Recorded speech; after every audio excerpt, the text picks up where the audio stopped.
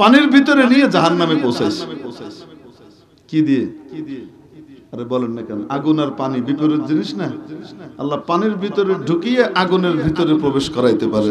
আসতে বলেন ঠিক কি ঠিক না? কত বড় কুদরত ওয়ালি জাত। তো ফিরাউন মিয়া দুনিয়াতে তার সৃষ্টির উদ্দেশ্য বাস্তবায়ন করে নাই, এজন্য বাতিল মাল হিসেবে স্বীকৃতি পেয়েছে। দুনিয়াতেও বেইজ্জত, আখিরাতেও বেইজ্জত। আবু জাহেল আল্লাহর তৈরির উদ্দেশ্যের উপরে আমল করে নাই, অকাজের লোকে পরিণত হয়েছে। বাতিল মাল, দুনিয়াতেও বেইজ্জত, আখিরাতেও বেইজ্জত। আসতে বলেন ঠিক কিনা? দুনিয়ায় বেইজ্জত কেমন? 1 কোটি টাকা দিলেও আপনার পুতের নাম একদিনের জন্য ফিরাউন রাখবে? বলেন না কেন? 1 কোটি টাকা দিবে।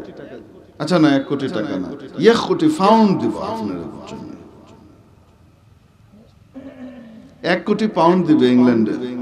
ছেলের নামটা রাখতে হবে ফিরাউন। কে রাখবেন? বলেন না কেন? কেউ রাখবেন? কেন?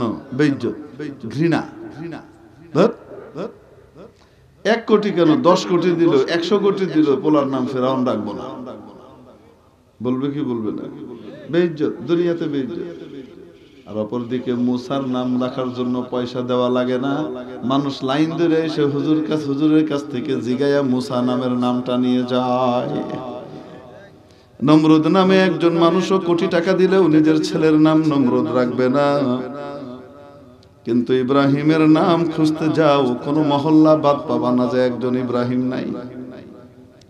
বাংলাদেশে একটা গ্রাম পাওয়া মুশকিল যে গ্রামে একজন ইব্রাহিম নাই। বলেন না কেন? আর বাংলাদেশে এমন একটা ঘর পাওয়া মুশকিল যে ঘরের ভিতরে মোহাম্মদ নাম নাই। ইজ্জত কিসের ভিতরে? ইজ্জত তো হলো আল্লাহ রাব্বুল আলামিন যে জন্য তৈরি করেছেন সেই জন্য নিজের জীবনকে চালানোর ভিতরে। তাহলে সে কাজের লোক। যখন কাজের লোক হয়, দুনিয়াও সম্মান, আখিরাতেও সম্মান। কেমন সম্মান? মান লাহুল মাওলা ফালাহুল কুল। রব যার সব তার। আল্লাহর ইবাদতের মাধ্যমে বান্দা তার মাওলাকে জয় করে। প্রশ্ন হলো ইবাদত কাকে বলে? আমরা মনে করি নামাজ, রোজা, হজ, যাকাত খুব নফল টফল আদায় করলে সে বড় ইবাদত গুজার। অবশ্যই এগুলা ইবাদত, কিন্তু ইবাদতের মূল বিষয় এটা নয়। ইবাদতের মূল বিষয় হলো হারাম ছেড়ে দেওয়া। হাতের হারাম, পায়ের হারাম, মুখের হারাম, চোখের হারাম, কানের হারাম, মাথার হারাম, অঙ্গ প্রত্যঙ্গের হারাম, চিন্তা চেতনার হারাম, সব রকমের হারামকে ছেড়ে দেওয়ার নাম হলো সত্যিকারের ইবাদত। সাহাবী আবু হুরায়রা রাদিয়াল্লাহু আনহু বলেন, একবার রাসূল পাক সাল্লাল্লাহু আলাইহি ওয়াসাল্লাম আমাদেরকে লক্ষ্য করে জিজ্ঞেস করলেন, মাইয়াখুদ মিন্নি হাউলাইল কালিমাত ফায়ামাল বিহিন্না আও ইউআল্লিম মান ইয়ামালু বিহিন। আমি কিছু কথা বলতে চাই, কিছু বাণী রাখতে চাই। তোমাদের মধ্যে কে আছে যে সে কথাগুলো শুনবে, শিখবে, আমল করবে এবং যারা আমল করতে চায় তাদের কাছ পর্যন্ত পৌঁছিয়ে দিবে? ফাকুলতু আনা ইয়া রাসূলুল্লাহ। সবার আগে আমি হাত উঠিয়ে ফেললাম, ইয়া রাসূলুল্লাহ আমি আছি। ফাআখাযা ইয়াদি বিয়াদি। নবীজি তার দস্তে মোবারক দিয়ে আমার হাতখানা ধরলেন। ওয়া আদ্দাহুন্না খামসা। এবং গুনে গুনে 5টা নসিহত করলেন। আস্তে বলুন কয়টা? 1 নম্বর, ইত্তাকিল মাহারিম। ও আবু হুরায়রা, যত রকমের হারাম আছে সব হারাম থেকে বাঁচো, সমস্ত হারাম থেকে দূরে থাকো। কি হবে? কি হবে? কি হবে? ফলাফল হলো তাকুন আবাদান নাস। গোটা মানব জাতির মধ্যে সবচেয়ে শ্রেষ্ঠ ইবাদতকারী হিসেবে তুমি গণ্য হবে। হারাম না করা, নাজায়েজ কাজ না করা, এটা হলো সবচেয়ে বড় ইবাদত।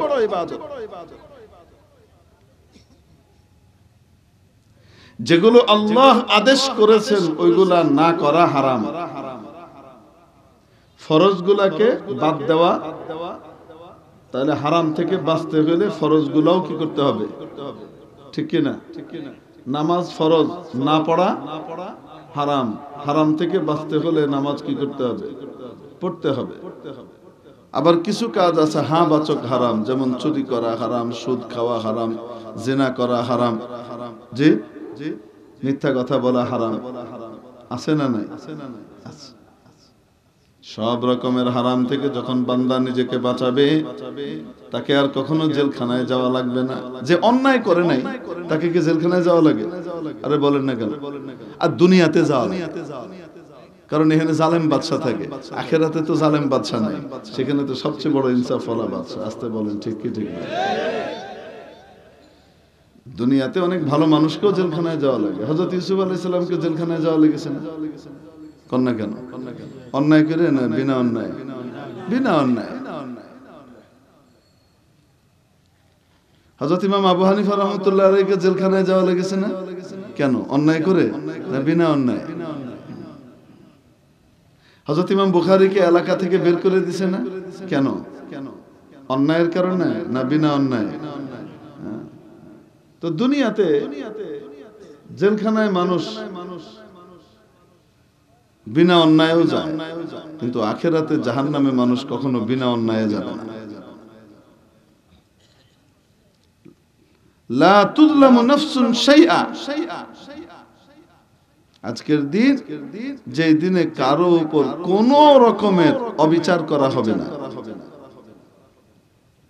কড়ায় গন্ডায় প্রত্যেককে যার যার পাওনা হিসাব বুঝিয়ে দেয়া হবে। কেউ যদি কোনো ভালো কাজ করে থাকে, তাহলে প্রতিশ্রুতি স্বরূপ, প্রতিশ্রুতি অনুযায়ী তার বিনিময় যত গুণ বেশি করে দেওয়ার সেটা আল্লাহ দিবেন। আর যদি কোনো অন্যায় করে থাকে, তাহলে যতটুকু করেছে অতটুকুরই সাজা দিবে, এর চেয়ে বেশি দিবে না, এক চুল পরিমাণ বেশি সাজা দিবে না। কোন ব্যক্তি যদি নাজায়েজ কাজ নাই করে, হারাম কাজ না করে, তাহলে জাহান্নামে যাওয়া লাগবে? আসতে বলেন, জাহান্নামে যাওয়া লাগবে? যাওয়াই লাগবে না। যদি জাহান্নামে না যায় তো আরেকটা জায়গা আছে বরাদ্দ, সেটা কোনটা? ওই সোজা জান্নাত। সুবহানাল্লাহ বলেন না? কারণ হারাম কে পরিত্যাগ করার কারণে সাথে সাথে একটা করে ফরজ আদায়ের সওয়াব পায়।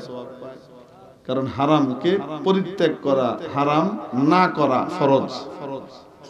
হারামের চান্স আসার পরে, সুযোগ আসবার পরে যদি হারাম না করে, তাহলে সে একটা ফরজ আদায়ের কি পেল, সওয়াব পেল। বুঝাতে পারেনি মনে হয়? একই সাথে জাহান্নাম থেকেও বাঁচলো, জান্নাতের দিকেও আগালো। এক হাদিস শরীফে রাসূল পাক সাল্লাল্লাহু আলাইহি ওয়াসাল্লাম ইরশাদ করেন, আল্লাহ রাব্বুল আলামিন বলেছেন হাদিসে কুদসি, মানুষ বিভিন্ন আমল দ্বারা আমার নিকটবর্তী হয়, কিন্তু ফরজ আদায়ের মাধ্যমে যতটুকু নিকটে আসে, এতটুকু নিকটে অন্য কোনো আমলের মাধ্যমে আসে না। ফরজের মাধ্যমে। এজন্য বলছিলাম হারাম কাজ না করা, এটা কি বলেন না কেন? ফরজ। হারাম এবং ফরজ সম্পূর্ণ বিপরীত দুটো জিনিস, একদম বিপরীত। হারামকে না করা ফরজ, আর ফরজকে না করা হারাম।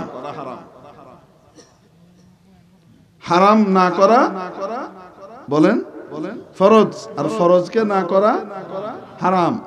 একটা একটার বিপরীত। অতএব ফরজও দুই রকম। এক রকমের ফরজ হ্যাঁ বাচক, আরেক রকমের ফরজ না বাচক। যেমন হ্যাঁ বাচক ফরজ কি? নামাজ পড়া 5 ওয়াক্ত ফরজ। রমজান মাসে সাবালকের জন্য রোজা রাখা, আসতে বলেন, মালদারের জন্য পরিমাণ মাফিক যাকাত দেওয়া ফরজ। ক্ষমতা থাকলে জীবনে একবার হজ করা ফরজ। এগুলা না করা কি? এটা হলো হ্যাঁ বাচক ফরজ। না বাচক ফরজ কেমন? যেমন চুরি করা হারাম, চুরি না করা ফরজ। মিথ্যা কথা বলা হারাম, মিথ্যা কথা বলা, মিথ্যা কথা না বলা ফরজ। ডাকাতি করা হারাম, ডাকাতি না করা, আসতে বলেন, সুদ খাওয়া, সুদ দেওয়া হারাম। না দেওয়া না খাওয়া ফরজ, ঘুষের লেনদেন করা হারাম, লেনদেন না করা ফরজ। আমি মনে হয় বুঝাইতে পারি না। এই ফরজগুলা আদায় করবার মাধ্যমে বান্দা আল্লাহ তাআলার সবচেয়ে বেশি নিকটবর্তী। এজন্য মূল জিনিস হলো ফরজগুলা তো মানুষ আদায় করে, এটার দিকে তার লক্ষ্য থাকে, এটার দিকে তার দৃষ্টিও থাকে, কিন্তু গুনাহ থেকে বাঁচাবার ব্যাপারে, গুনাহ থেকে বাঁচবার ব্যাপারে সচেষ্ট হয় না, সতর্ক হয় না, যার কারণে সে জাহান্নামের উপযুক্ত হয়ে যায়। এজন্য চোখের হারাম থেকে বাঁচা, যেগুলা দেখতে মাবুদ নিষেধ করেছেন সেগুলার দিকে তাকানো হারাম, বুঝাতে পারি না। আবার এই চোখের যদি সদ্ব্যবহার করে, হারাম কাজ করে না, জাগা মতো নজর দেয়, তাহলে কত বেশি সওয়াব। দেখেন, নিজের মায়ের দিকে যদি একবার মহব্বতের দৃষ্টিতে কোনো সন্তান তাকায়, সাথে সাথে রব্বুল আলামিন খুশি হয়ে তার আমলনামায় একটা কবুল হজের সওয়াব লিখে দেন। দিনে যদি 100 বার তাকায় তো 100টা কবুল হজের সওয়াব। ঘরের ভিতরে কাবা আছে, তার খবর নাই। ঘরের ভিতরে হজ অপেক্ষা করতেছে, যাদের বাবা মা জিন্দা আছে তার খবর নাই। বাবা মা যদি বেঁচে থাকেন, বাবা মার দিকে মহব্বতের দৃষ্টিতে এক একবার তাকালে সাথে সাথে কবুল হজের সওয়াব। চোখের সদ্ব্যবহার, হারাম থেকে চোখ বাঁচায়, নাটক সিনেমা দেখে না, চোখের অপব্যবহার করে না, যেদিকে মাবুদ তাকাতে না করেছেন, যে সমস্ত বেগানা নারীর দিকে সেদিকে সে তাকায় না, নিজের নজরের হেফাজত করে। আর চোখের সদ্ব্যবহার করে, কোরআন তেলাওয়াতের জন্য নিজের চোখকে ব্যবহার করে। চোখের সদ্ব্যবহার হইতেছে, সওয়াব হইতেছে। কানের হারাম থেকে বাঁচানো, মুখের হারাম থেকে নিজেকে বাঁচানো, তাহলে সত্যিকারের ইবাদতকারী হিসেবে সাব্যস্ত হবে। মুখের হারাম, কত রকমের হারাম মুখের আছে, আল্লাহু আকবার। মিথ্যা কথা বলা হালাল না হারাম? আসতে বলেন না কেন? এখন তো মিথ্যা কথা একটা আর্ট হয়ে গেছে, বিশেষ করে কর্পোরেট সেক্টরে, মানে ব্যবসা বাণিজ্যের সেক্টরে মিথ্যা কথা বলা একটা আর্ট। যে কোনো মূল্যে নিজের জিনিস গিলাও, কোম্পানির জিনিস ওরে গিলাও, 3 নম্বরকে 1 নম্বর করে দেখাও। এটা কি দিয়ে দেখায়? চাপার জোর দিয়ে দেখায়। অবাস্তব না বাস্তব? বলেন না কেন? এই যে বিদেশে ছাত্র পাঠায় না, বিদেশের বিভিন্ন ইউনিভার্সিটিতে, কলেজে, কোন না কেন বিদেশে পড়বার জন্য আমাদের দেশের ছেলে মেয়েরা লাভ মারে না, আমেরিকায় যাবি, ইংল্যান্ডে যাবি, এখানে যাবি, অস্ট্রেলিয়া যাবি, ওখানে গিয়ে পড়বে। করে কি করে না? হ্যাঁ, তো এখানে এই যে কাস্টমারকে যে কি করে, কুপকাত করে কোম্পানিওয়ালারা। মাঝখানের কোম্পানি যারা নাকি ওই ইউনিভার্সিটিগুলোর সাথেও নিজেদের সম্পর্ক লিয়াজও ঠিক রাখে, আর এখান থেকে মাল সাপ্লাই দেয়, মানে মানুষ সাপ্লাই দেয়, আর টাকা পায়, ওখানতেও পায়, এখানতেও পায়। এই কাম যারা করায় বেশিরভাগ ক্ষেত্রে মিছা কথার ফুলঝুরি দিয়ে করে। অবাস্তব না বাস্তব? বেশিরভাগ ক্ষেত্রে এগুলো হালাল না হারাম? যে যত বেশি মিছা কথা কইতে পারে সে তত ভালো কাউন্সিলর, তার বেতন তত বেশি। ক্যাশের ভিতরে মালিক ওই কর্মচারীরা খুব পছন্দ করে যে নাকি বাতিল মাল রে সেরা মালকে চালাই দিতে পারে। আরে বলেন না কেন? রং উঠবে না তো? আরে কি বলেন, একদম পাকা রং, সিঙ্গাপুর থেকে রং করে আনা। এটা তৈরি হয়েছে জাপানে, রং হয়েছে সিঙ্গাপুরে, অসাধারণ মেশিন দিয়ে তৈরি হয়েছে, সবকিছু মেড ইন জিঞ্জিরা। বুঝেন নাই মনে? এই সমস্ত মিশা কথা কয়ে 3 টিয়ার মাল 300 টাকায় বেচে দিচ্ছে। হাসা কথা কয়ে না, মিশা কথা কয়ে। বলেন না কেন? হ্যাঁ, যে কর্মচারী যত বেশি মিছা কথা কইতে পারবে মালিকের কাছে সেই কর্মচারীর দাম তত বেশি। আসতে বলেন না কেন? ঠিক কি ঠিক না? এটার কারণে সমাজ কি লাভবান হয় না ক্ষতিগ্রস্ত হয়? মিথ্যা। নবী পাক সাল্লাল্লাহু আলাইহি ওয়াসাল্লামের ইরশাদ হলো সমস্ত পাপের মূল, সমস্ত পাপের, আসতে বলেন, মূল মা। পাপের জন্ম হয় মিথ্যা থেকে। কোন দিক দিয়ে চলে এটা? কি দিয়ে চলে? মুখ দিয়ে চলে। হাদিস শরীফের মধ্যে এসেছে একজন মানুষ যখন মিথ্যা কথা বলে তার মুখ থেকে এমন দুর্গন্ধ বের হয় ফেরেশতা তার কাছ থেকে 40 দিনের দূরত্বে চলে যায়। রহমতের ফেরেশতা কাছে ঘেঁষে না, মুখের দুর্গন্ধে। এজন্য বললাম যে বর্তমান সমাজে মিথ্যা কথা বলা একটা আর্ট। অফ উনি এত জলি,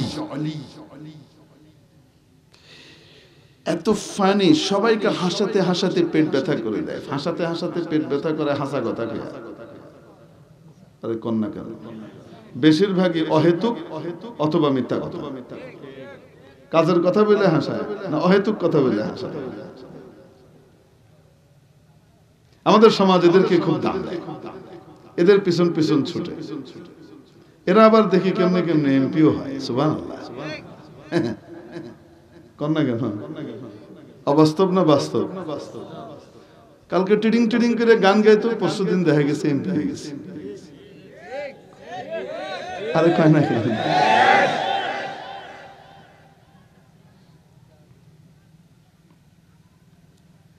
কি কইতাম, আমাদের সময় মাদ্রাসায় এক ছেলে ছিল, একটু মাথা খারাপ ছিল, তো তার নামের সাথে সবাই তার এমপি করে কইত, এমপি সাহেব, এমপি সাহেব। আমাদের 4 বছর জুনিয়র। তো আমি বললাম যে এমপি বলে কেন ওকে? কয় এমপি মানে মস্ত পাগল, এই অর্থে কয় এমপি।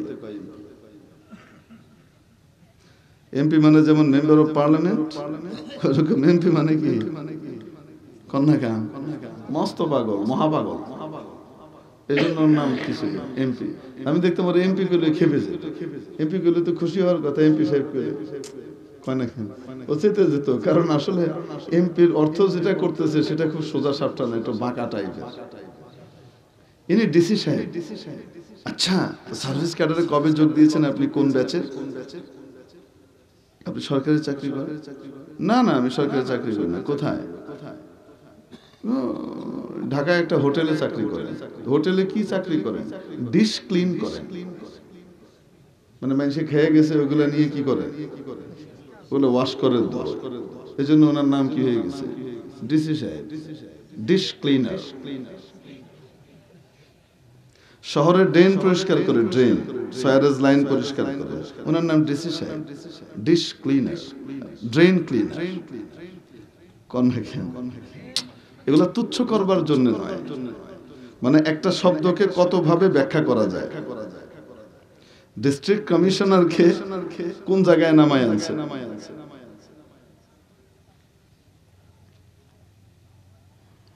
তো মেরে মুহতারাম দোস্ত আজিজ বুজুর্গ, কোত্থেকে বলছিলাম মনে আছে না নাই? যত বেশি মিথ্যা বলে তত বেশি সমাজ তার কি করে? মূল্যায়ন করে। যে সমাজ মিথ্যাবাদীর মূল্যায়ন করে আর সত্যবাদীর অবমূল্যায়ন করে, সেই সমাজের কপালে কখনো সুখ থাকতে পারে না।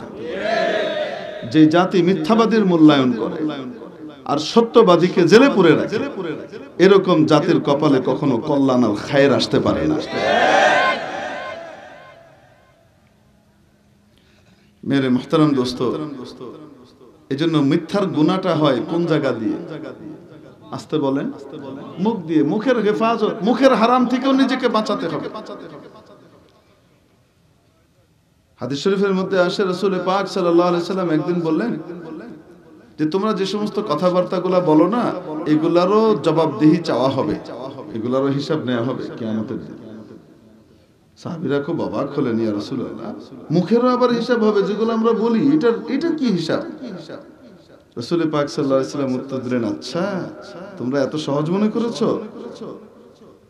মাথাকে নিচে ফেলে পা ধরে টেনে হিঁচড়ে উপুড় করে টেনে হিঁচড়ে টানতে টানতে জাহান্নামে নিক্ষেপ করা হবে। যেই আমলের কারণে সবচেয়ে বেশি যেই কারণে হবে সেটা মুখের কারণে হবে। মিথ্যা কথা বলা মুখের হারাম, গীবত করা মুখের হারাম। গীবত কি জিনিস? গীবত হলো পরচর্চা, সাধারণ বাংলায় অন্যের এমন চর্চা যেটা সে পছন্দ করে না, এমন চর্চাকে কি বলে? গীবত বলে। তার পেছনে একবার রাসূল পাক সাল্লাল্লাহু আলাইহি ওয়াসাল্লাম বললেন, আল গীবাতু আশাদ্দু মিনাজ জিনা, গীবত ব্যভিচারের চেয়েও ভয়ঙ্কর।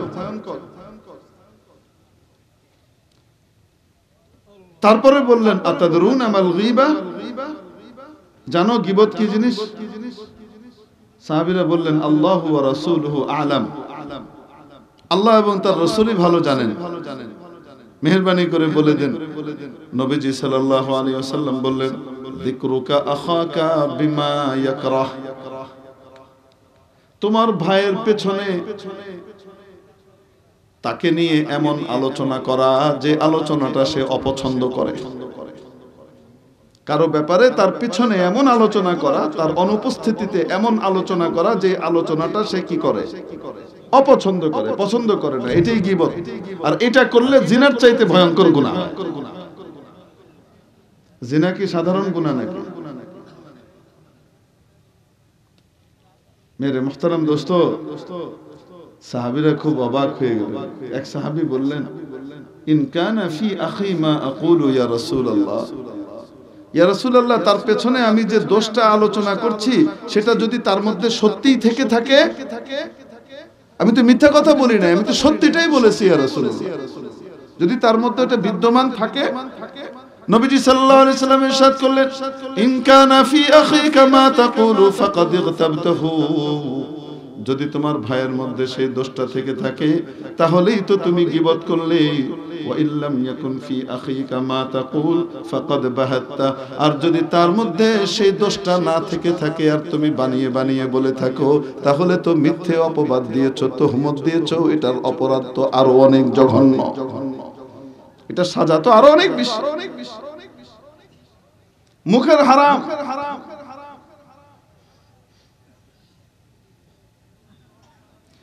বর্তমানে গীবত মাশাআল্লাহ ঘি ভাতের মতো হয়ে গেছে।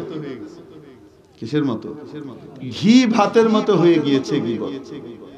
কোন বৈঠক গীবত ছাড়া যেন জমেই না, কোন মজলিস গীবত ছাড়া জমেই না। অমুক তমুকের আলোচনার ভিতরে নিজের জিন্দেগি, নিজের আমল সব ধ্বংস করে দিচ্ছে। হযরত হাসান বসরি রাহমাতুল্লাহ আলাইহির কাছে এসে কেউ বলল যে আপনার ব্যাপারে অমুক আজে বাজে কথা বলে, এই সমস্ত গীবত করে, আপনার দোষ ত্রুটি বলে বেড়ায়। হযরত হাসান বসরি রাহমাতুল্লাহ আলাইহি সাথে সাথে মার্কেটে পাঠাইলেন সবচাইতে দামি জিনিস কিনে আনবার জন্য। আরবদের কাছে খেজুর খুব প্রিয় জিনিস, খাবারের মধ্যে। খেজুর দিয়ে যে তারা কত হাজার পদের জিনিস তৈরি করতে পারে আপনি কল্পনাই করতে পারবেন।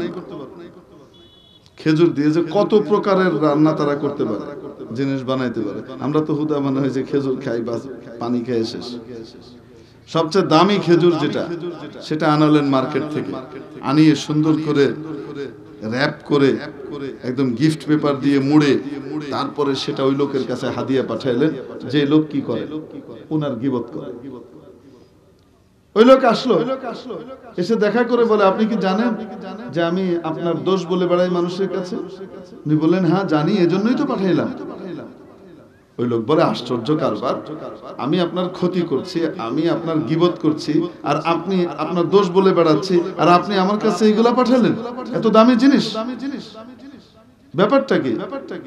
হযরত হাসান বসরি রাহমাতুল্লাহ আলাইহি বললেন, বাহ, তুমি তোমার জীবনের সব নেক আমলগুলো আমার অ্যাকাউন্টে ট্রান্সফার করে দিচ্ছ, আমার কাছে দিয়ে দিচ্ছ। তুমি আমার গীবত করার কারণে তোমার আমলগুলো অটোমেটিক আমার কাছে চলে আসছে, আমার গুনাহগুলো অটোমেটিক তোমার কাছে চলে যাচ্ছে। কিয়ামতের দিন তোমার আমলগুলোর মালিক হয়ে আমি উঠব, আমার গুনাহগুলোর মালিক হয়ে তুমি উঠবা। গীবতের মাধ্যমে তুমি তোমার এত দামি জিনিসটা আমাকে গিফট করলা, আমি দুনিয়ার সামান্য খেজুর তোমাকে গিফট করতে পারবো না, এটা কি বললা, এজন্য তোমাকে হাদিয়া পাঠাইছি। হযরত ইমাম আবু হানিফা রাহমাতুল্লাহ আলাইহি বলতেন, যদি আমি কারো গীবত করতাম তাহলে আমার মায়ের করতাম। নিজের মায়ের বদনাম কারো কাছে কেউ বলে? আরে বলেন না কেন? উনি বলেন, যদি কারো আমি গীবত করতাম তাহলে আমি কার করতাম? কেন? আমার আমল যদি কাউকে দিতে হয়, সবচেয়ে বেশি হকদার তো আমার মা। আমি অন্যকে কেন আমার আমল দিব? আমার নামাজ, আমার রোজা, আমার হজ, আমার কোরআন তেলাওয়াত, আমার যাকাত, আমার সদকা খয়রাত আমি অন্যকে কেন দিব? যদি দিতেই হয় তো আমার মাকেই দিই। বুঝাতে পেরেছি গীবত কত ধ্বংসাত্মক।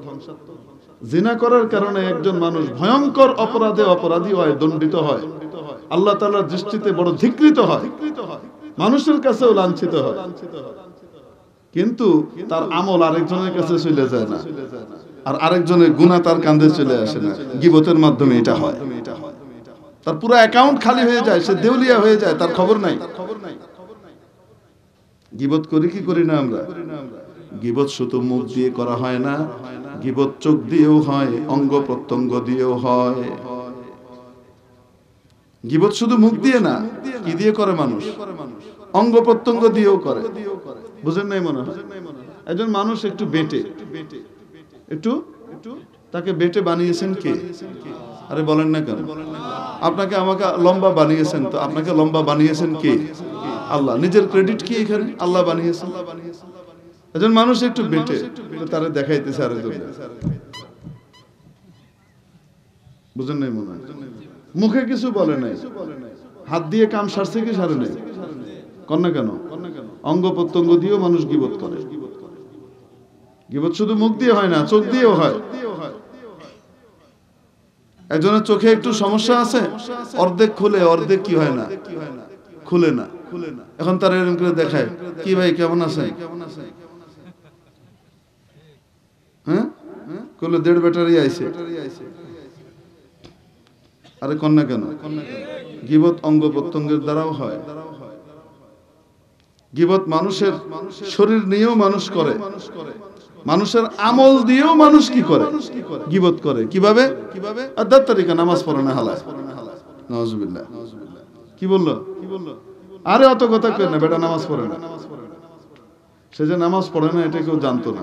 তুমি যে নামাজ পড়ে না এসে পিছনে এসে কইলা, এটা কি সে পছন্দ করে না অপছন্দ করে? গীবত করছো। ফুলানুন লা ইউসাল্লি। হ্যাঁ, গীবত তখন হবে না যখন নাকি সংশোধনের জন্য বলা হয়। গীবত তখন হবে না যখন নাকি কাউকে সতর্ক করবার জন্য বলা হয়, কারণ বেনামাজির সাথে থেকে সেও বেনামাজি হবে। অতএব সাবধান, তুমি বেনামাজির সাথে উঠা বসা করো না, নামাজের সাথে চলো। বোঝাতে পারি নাই? কিছু ছাড় আছে বিশেষ বিষয়। যেমন কেউ ডাকাতির পরিকল্পনা করছে। কি পরিকল্পনা করছে?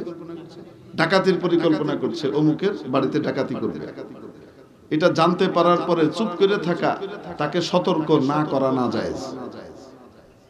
ওয়াজিব হলো যে বিপদে পড়তে যাচ্ছে তাকে সতর্ক করা। আসতে বলেন ঠিক কিনা? তোমার বাড়িতে কিন্তু রাতে ডাকাত আসবে, তুমি সাবধান থেকো। আমি ডাকাতদের কথা শুনতে পেরেছি। কে ডাকাতি করবে? অমুক। তোমার খুব কাছের মানুষ দেখতে দেখা যায়, কিন্তু ডাকাতির পরিকল্পনা করছে। এটা ফাঁস করে দেওয়া ওয়াজিব, নাহলে তার ক্ষতি হবে। আসতে বলেন ঠিক কি না? এটা গীবত নয়? তো কেউ যদি কারো ধন সম্পদ লুট করে নেবার পরিকল্পনা করছে আর লুট করছে, সেটা জানিয়ে দেওয়া যদি ফরজ হয়, সেটা গীবত না হয়। মানুষের সবচেয়ে দামি সম্পদ হলো তার ঈমান, তার আকীদা, তার বিশ্বাস। এটাকে যদি কোনো ব্যক্তি লুট করে নিয়ে যায়, তার আমল যদি কেউ লুট করে নিয়ে যায়, ঈমান চোর। ঠিক তেমনি ভাবে আমল চোর কোনো ব্যক্তি যদি বসে ধর্মের নাম নিয়ে, তাকে চিহ্নিত করে জানিয়ে দেওয়া এটা ওয়াজিব, এটা গীবত নয়। আমি মনে হয় বুঝাইতে পারি না। একজন মানুষের দামি সম্পদ তার ঈমান। সেজদা মানুষ একমাত্র কাকে করবে? আরো আসতে বলেন, কাকে করবে? আল্লাহ ছাড়া আর কাউকে সিজদা করার অনুমতি নাই। নবীজি মুহাম্মদুর রাসূলুল্লাহ সাল্লাল্লাহু আলাইহি ওয়াসাল্লাম আমি সন্তানদেরকে বলতাম তোমাদের মা বাবাকে সিজদা করো, যেহেতু অনুমতি নাই তাই বলতে পারি নাই। যদি আল্লাহ ছাড়া আর কাউকে সিজদা করার অনুমতি থাকতো তাহলে আমি স্ত্রীদেরকে বলতাম তোমরা তোমাদের স্বামীদেরকে সিজদা করো, যেহেতু অনুমতি নাই তাই বলতে পারি নাই। কি বোঝা গেল? আল্লাহ ছাড়া আর কাউকে সিজদা করার অনুমতি আছে। যদি থাকতো তাহলে সর্বকালের সর্বশ্রেষ্ঠ মানুষ এবং সৃষ্টি নবীজি মুহাম্মদুর রাসূলুল্লাহ সাল্লাল্লাহু আলাইহি ওয়াসাল্লামকে বিবি খাদিজা সিজদা করতেন, মা ফাতেমা সিজদা করতেন, হাসান হুসাইন সিজদা করতেন, আবু বকর ওমর ওসমান আলী সিজদা করতেন, আব্দুল্লাহ ইবনে মাসউদ সিজদা করতেন, আয়েশা জয়নব সিজদা করতেন। আসতে বলেন ঠিক কিনা? কেউ করেছে? কেন? হারাম, হারাম, হারাম, শিরক, শিরক, ঈমান চলে যাবে। ঈমান থাকবে না, ঈমান যাবে। শিরক করার সাথে সাথে ঈমান চলে যাবে। গায়রুল্লাহকে সিজদা করা হালাল না হারাম? তাহলে কোন পীরকে যদি সিজদা করে কেউ, আসতে বলেন না কেন? তাহলে যেই পীর মানুষের কাছ থেকে সিজদা নেয় সেই পীর কি সাধারণ দস্যু না ভয়ঙ্কর দস্যু, ঈমান লুটেরা? আসতে বলেন ঠিক কি ঠিক না? ও তো ঈমানের ডাকাত। এই ঈমানের ডাকাতের ব্যাপারে সতর্ক করা কি গীবত না ফরজ? ফরজ। এজন্য বুঝে শুনে বলেন, যখন আলেম ওলামারা কি করেন, হক্কানি আলেম ওলামারা যখন নকল আলেম চিনায় দেয়, এটা কিন্তু নকল, এটা আসল না। যেই পীর তার কবরে সিজদা করায়, যেই পীর তার পায়ের সামনে মানুষকে সিজদা করায়, মুরিদকে সিজদা করায়, এটা আসল পীর না নকল পীর? এই নকলকে যখন চিনায় দেয় তো এটা কি গীবত? অনেক সময় বুঝেও না, মনে করে খালি পিছনে কইলেই গীবত হয়ে যায়। মানে যখনই তার বিরুদ্ধে যায় তখন গীবত। জালিমের বিরুদ্ধে মজলুম বলতে পারে। আসতে বলেন, কার বিরুদ্ধে? জালিমের বদনাম মজলুম করতে পারে। জালিমের গীবত করার অনুমতি মজলুমকে দেওয়া আছে। লা ইউহিব্বুল্লাহুল জাহরা বিসসুই মিনাল কওলি ইল্লা মান যুলিম। পিছনেও বলতে পারে, সামনেও বলতে পারে। এই অনুমতি কে দিয়েছেন? অতএব কোন শাসক যদি জালিম হয় কোন দেশের, সে জালিম শাসকের বিরুদ্ধে বললে কি গীবত হবে? বলেন না কেন? ইসরায়েল জুলুম করছে ফিলিস্তিনিদের উপরে, তো ইসরায়েল সরকারের বিরুদ্ধে বললে কি গীবত হবে? বলেন না কেন? আমেরিকা, ব্রিটেন এরা পক্ষ নিয়েছে ইসরায়েলিদের এবং পক্ষ নিয়ে মুসলমানদেরকে, নিরীহ নারী পুরুষকে হত্যা করছে নির্বিচারে। এদের বিরুদ্ধে বললে কি জুলুম হবে, গীবত হবে? হ্যাঁ।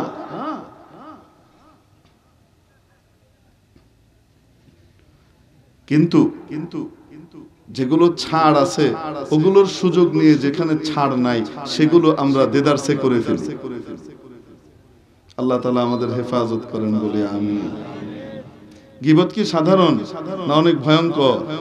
অনেক ভয়ঙ্কর। হযরত সুফিয়ান আস-সাওরী রাহমাতুল্লাহ আলাইহি, সুফিয়ান ইবনে সাঈদ ইবনে মাসরুক আস-সাওরী, যার উপাধি ছিল হাদিস সম্রাট, আমিরুল মুমিনিন ফিল হাদিস এবং বিখ্যাত ফকিহ মুজতাহিদ। সুফিয়ান সাওরীকে কেউ জিজ্ঞেস করেছেন, মা আবাদা আবা হানিফা আনিল গীবা? আপনার অবাক লাগে না আবু হানিফার কাছ থেকে কারো গীবত বেরি করা যায় না?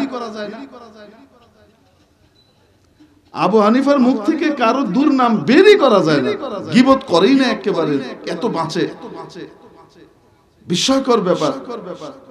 ইমাম সুফিয়ান আস-সাওরী উত্তর দিয়েছিলেন, ইমাম আবু হানিফা নোমান ইবনে সাবিত বড় বুদ্ধিমান, সে তার আমলের ভাগ কাউকে দিতে রাজি নেই।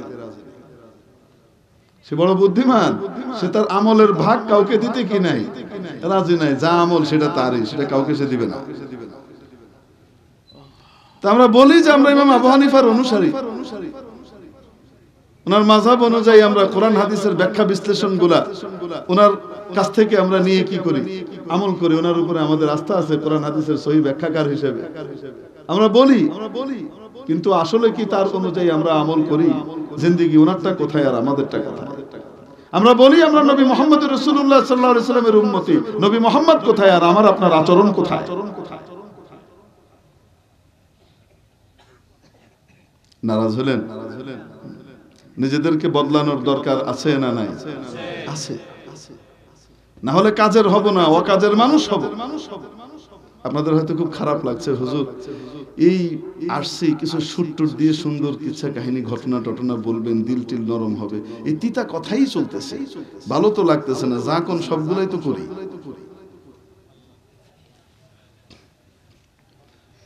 আল্লাহ তাআলা সবার আগে আমাকে হেফাজত করেন, তারপর আপনাদের সবাইকে হেফাজত করেন।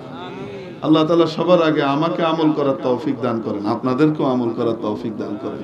নিজের জন্য বলা, আপনাদের জন্য বলা নয়, কারণ আপনাদের কান আমার মুখের থেকে অনেক দূরে, আমার মুখের সবচেয়ে কাছে আমার নিজের কানটা, সবার আগে আমি শুনি।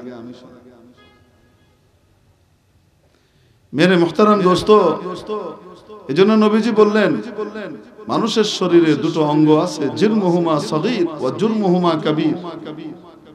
যে অঙ্গগুলোর আকার আর আকৃতি তো বড় ছোট, কিন্তু অপরাধ বড় ভয়ঙ্কর। নবীজি বলে দিলেন সে আকার আকৃতি, ছোট আকৃতির সেই অঙ্গগুলা কোনটা, সেই দুইটা কোনটা জানতে মনে চায়? বলবো নাকি? কোনটা? এক হলো জিভ আর আরেক হলো দুই রানের মধ্যবর্তী অঙ্গ। আকৃতি ছোট, শরীরের অন্যান্য অঙ্গের তুলনায় আকার আকৃতি ছোট, কিন্তু এর গুনাহ আর পাপ, এর ধ্বংস বড় ভয়ঙ্কর, এর ক্ষতি বড় ভয়ঙ্কর, গোটা সমাজ ব্যবস্থাকে ধসিয়ে দেয়।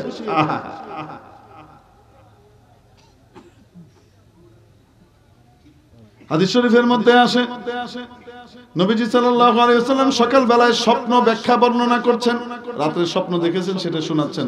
মনে রাখবেন নবীর স্বপ্ন ওহী। নবীর স্বপ্ন কি?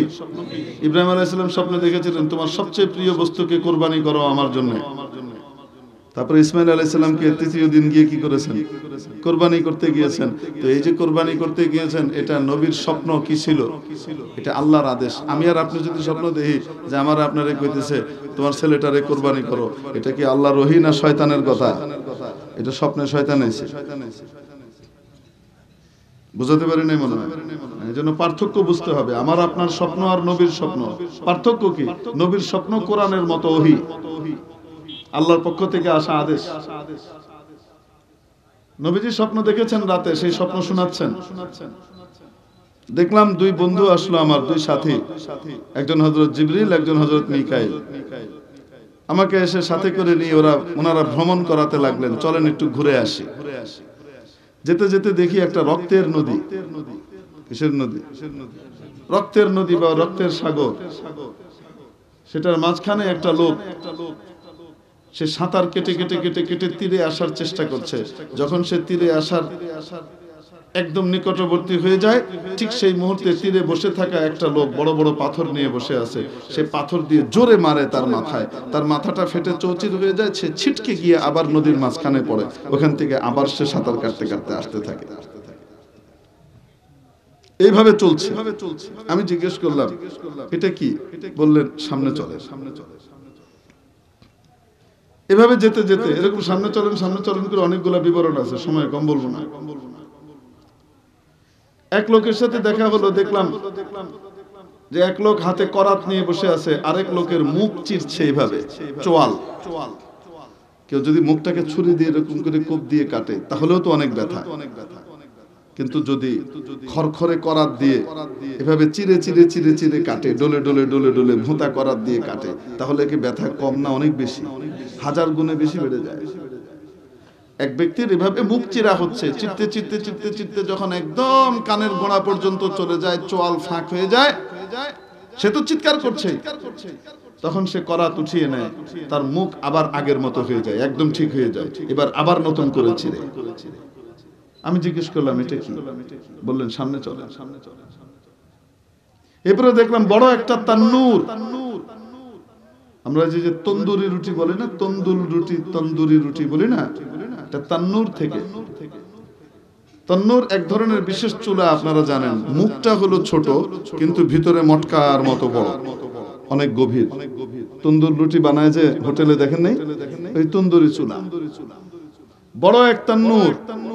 এত বড় তান্নুর যার তলা দেখা যায় না, গভীর, এত গভীর। মুখটা ছোট, ভেতরে পেট মোটা, আর তার ভিতরে দাউ দাউ করে আগুন জ্বলছে।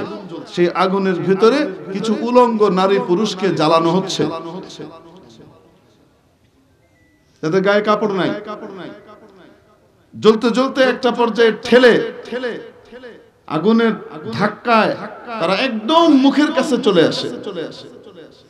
যখন বের হবার আশায় সে এইভাবে লাফ দিয়ে মুখটা ধরে বেরোবার উপক্রম করে, ঠিক সেই মুহূর্তে আরেকটা আগুনের শিখা এসে তাকে পেঁচিয়ে ধরে নিচে নিয়ে যায়। এইভাবে জ্বলছে। আমি জিজ্ঞেস করলাম এরা কারা? বললেন সামনে চলেন। এইভাবে সামনে চলেন করে কিছু ঘটনা আছে। তারপরে নবীজি সাল্লাল্লাহু আলাইহি ওয়াসাল্লাম বলেন, এরপরে ওই দুই ফেরেশতা, যে দুই বন্ধু আমাকে এগুলো দেখাচ্ছিলেন, তারা আমাকে ঘটনা শোনাতে লাগলেন। ঘটনা কি? ব্যাখ্যা দিলেন। ওই যে রক্তের নদীতে সাঁতার কাটতে দেখেছেন, সে ছিল সুদখোর। দুনিয়াতে সুদ খেত, মানুষের রক্ত পানি করা টাকা চুষে নিত। এজন্য আল্লাহ কিয়ামত পর্যন্ত তাকে এই সাজা দিয়ে রেখেছেন। এটা হলো প্রাথমিক সাজা। কিয়ামতের দিন আসল সাজার ঘোষণা হবে। কিয়ামত পর্যন্ত তার সাথে এই আচরণ করা হবে। যার করাত দিয়ে, তার যাকে দেখেছেন করাত দিয়ে কাটা হচ্ছে, ওই লোক ছিল নাম্মাম। অর্থাৎ একজনের কথা আরেকজনের কাছে লাগাইতো আর গন্ডগোল বাধাইতো। এরকম কাম করনেওয়ালা দুনিয়াতে নাই তো মনে হয়। বলেন না কেন? হ্যাঁ, সখন চীনে বদবাখতে হে জমকশস্ত, মিয়ানে দুকস জঙ্গ চো আতিশস্ত, সখন চীনে বদবাখতে হে জমকশস্ত, কুনন্দি ওয়া আখোশ দিগার বারা দিল ওয়ান্দার মিয়া কো রে বখতো খাজিল। নাম্মাম, রাসূল সাল্লাল্লাহু আলাইহি ওয়াসাল্লাম বলেন, লা ইয়াদখুলুল জান্নাতা নাম্মাম, কুটনামিকারী ব্যক্তি কখনোই জান্নাতে প্রবেশ করবে না। এত জঘন্য। এই কুটনামিটা করা হয় কোন অঙ্গ দিয়ে? মিথ্যা কথা বলা হয় কোন অঙ্গ দিয়ে? গীবতটা করা হয় কোন অঙ্গ দিয়ে? মুখ দিয়ে। বলেন না কেন? ঠিক কি ঠিক না?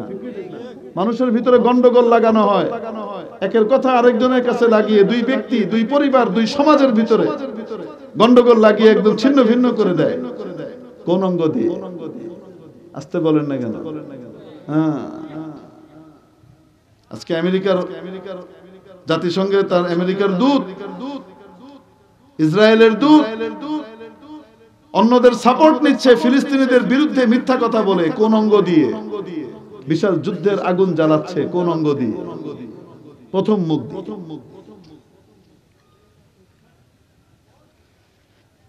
এজন্য প্রিয় উপস্থিতি, মুখের ব্যাপারে সতর্কতা। যেহেতু সে চাপার জোরে এই কাজ করত, এই জন্য তার জন্য এই শাস্তি বরাদ্দ করা হয়েছে। কিয়ামত পর্যন্ত এই শাস্তি হবে। আসল সাজা কিয়ামতের দিন ঘোষণা করা হবে। এটা প্রাইমারি সাজা। এভাবেই চলতে থাকে। কবরের আযাব নাই মনে হয়? না, আছে।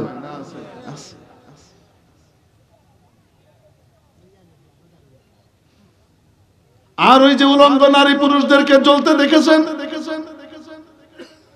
নবীজি সাল্লাল্লাহু আলাইহি ওয়াসাল্লামকে ফেরেশতারা ব্যাখ্যা দিয়ে জানালেন, তারা হলো ব্যভিচারকারী, ব্যভিচারকারিণী, যারা দুনিয়াতে বিবাহ বহির্ভূত রিলেশনশিপে যেত। এই জিনার নাম এখন দেয়া হয়েছে ফিজিক্যাল রিলেশন। জিনার নাম দেয়া হয়েছে ফিজিক্যালি ইনভলভ। বুঝেন নাই মনে হয়? গাল ভরা নাম দেয়া হয়েছে। ও আমার যুবক ভাইরা, যুবতী ভাইরা, ও দুনিয়ার মানুষ, নিজের গোপনাঙ্গ নষ্ট করো না, নিজের আখিরাত এবং দুনিয়া বরবাদ করো না। হাদিস শরীফের মধ্যে এসেছে, যে ব্যক্তি এই জঘন্য অপরাধ জিনা আর ব্যভিচার করে, আল্লাহ তাআলা তার রিজিকের বরকত কমিয়ে দেন। তার রিজিক নষ্ট করে দেন, বরকত নষ্ট করে দেন, তার শান্তি নষ্ট করে দেন। আর কেমন অপমান! কিয়ামতের দিন যখন উঠবে, তাদের ওই অঙ্গ দিয়ে এমন জঘন্য উৎকট দুর্গন্ধ বেরোবে যে সেই দুর্গন্ধে গোটা হাসরবাসী অতিষ্ঠ হয়ে যাবে। এটা এমন কি দুর্গন্ধ! কি এটা? কাদের কাছ থেকে আসতেছে? তাদের ওই গোপন অঙ্গ থেকে এই দুর্গন্ধ ছড়াতে থাকে। কিয়ামতের দিন চরম অপমান, নিজের বাপের সামনে, নিজের মায়ের সামনে, নিজের সন্তানের সামনে, নিজের নাতিপুতির সামনে ওই জায়গা থেকে গন্ধ বেরোবে।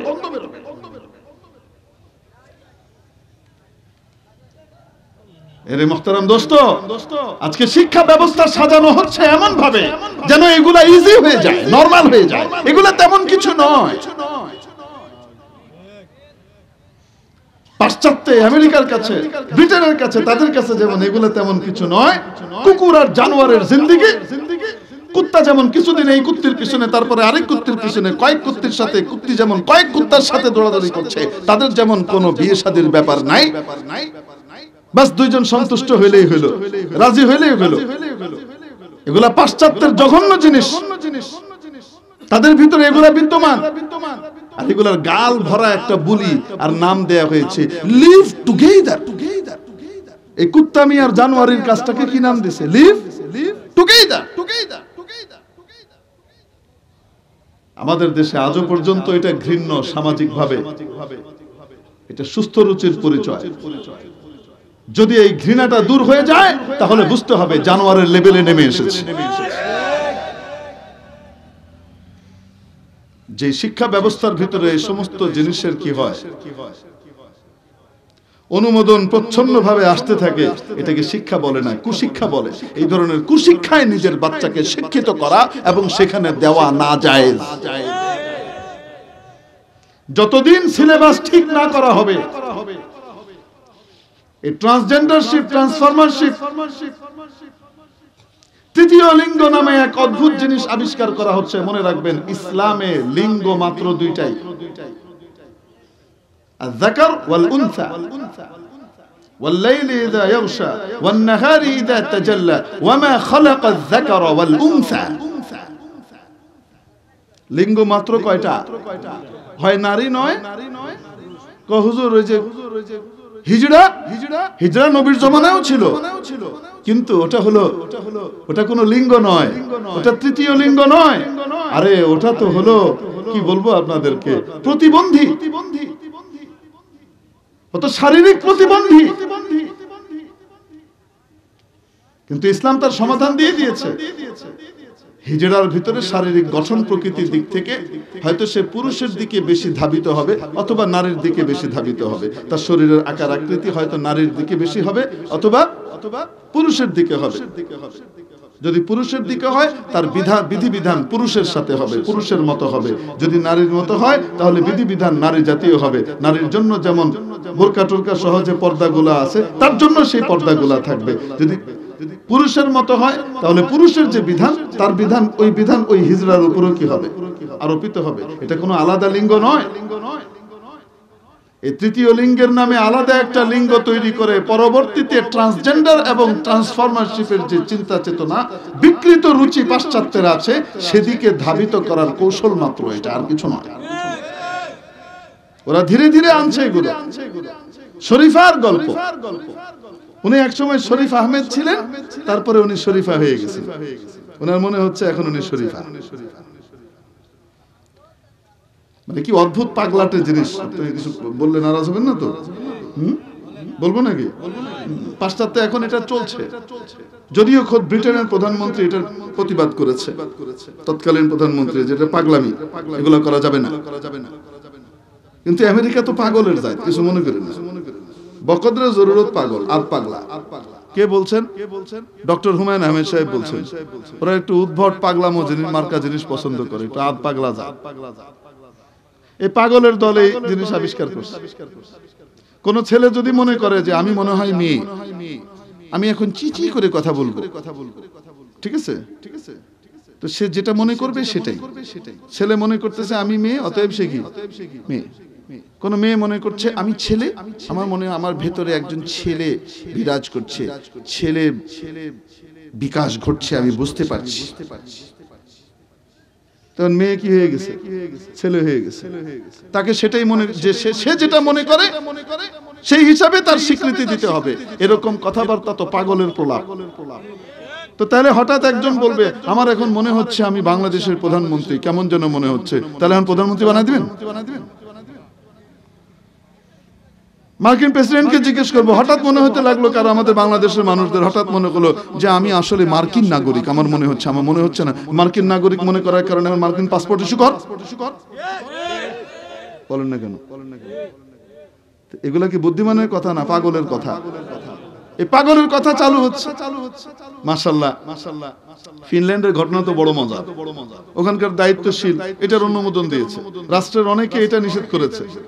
আরে ভাই, খ্রিস্টান হোক, ইহুদি হোক, বৌদ্ধ হোক, হিন্দু হোক, যেই হোক না কেন, তার ভিতরে একটা বুঝ বুদ্ধি আছে না নাই? মেয়ে যে কখনো পুরুষ হয় না, আর পুরুষ যে কখনো মেয়ে হয় না, মনে করলেই তাই হয় না। এটা পাগলের দাবি এবং এটা অসুস্থতা।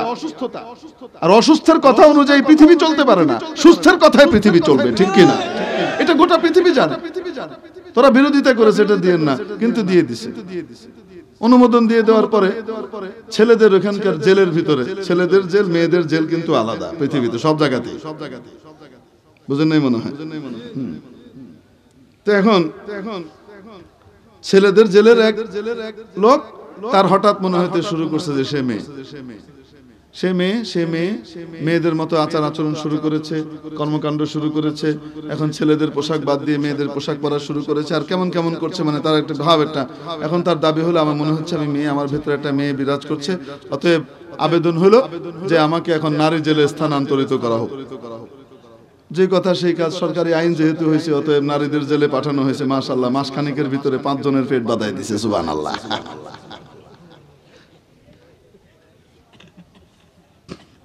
বুঝেন না?